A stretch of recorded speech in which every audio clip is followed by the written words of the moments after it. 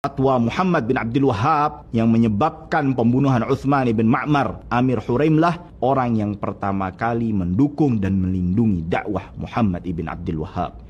Pada saat itu, Syekh Muhammad bin Abdul Wahhab berkata kepada para utusan yang mendatangi beliau yang berasal dari daerah Uyainah, "Aku menginginkan kalian untuk berbaiat di atas agama Islam dan Rasulnya, dan juga bersikap loyal, membela kepada siapa saja yang membelanya, dan bersikap kontra kepada siapa saja yang memerangi dan memusuhinya, walaupun orang itu adalah pemimpin kalian, Uthman." Lalu karena pernyataan tersebut, setelah selesai pelaksanaan sholat Jumat, para pengikut Syekh Muhammad bin Abdul Wahhab membunuh Uthman ibn Ma'mar, sosok yang paling awal mendukungnya, tepat di masjid tempat dia melaksanakan sholat Jumat. Jika kita telah mendengar penggalan kisah yang tidak lengkap tentang Syekh Muhammad bin Abdul Wahhab rahimahullahu ta'ala yang dinukilkan di dalam kitab Tarikh Najd di halaman 103, maka kita akan punya gambaran terkait dengan Syekh Muhammad bin Abdul Wahhab adalah sosok yang bengis, sosok yang kejam dan suka menumpahkan darah. Allah Subhanahu wa taala berfirman, "Faqad ihtamalu buhtanan wa isman mubina." Sungguh mereka telah mikul kebohongan dan juga dosa yang nyata. Namun apabila kita kembali kepada kitab tersebut dan membaca dari awal kisah yang telah disebutkan oleh muallif, maka kita akan mendapati sebuah gambaran terkait dengan kisah Syekh Muhammad bin Abdul Wahhab dan kejadian sebagaimana yang telah disebutkan di dalam video tersebut.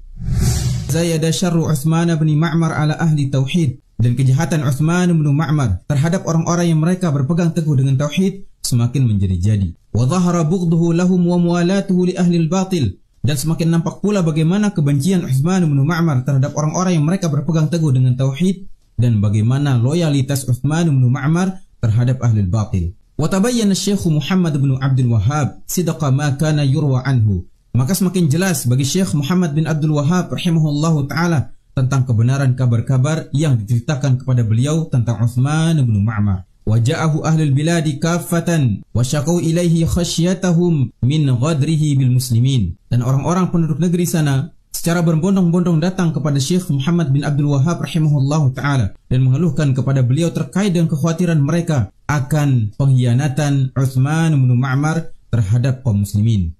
فلما تحقق أهل الإسلام ذلك تعاهد على قتله نفر منهم حمد بن راشد وإبراهيم بن زيد.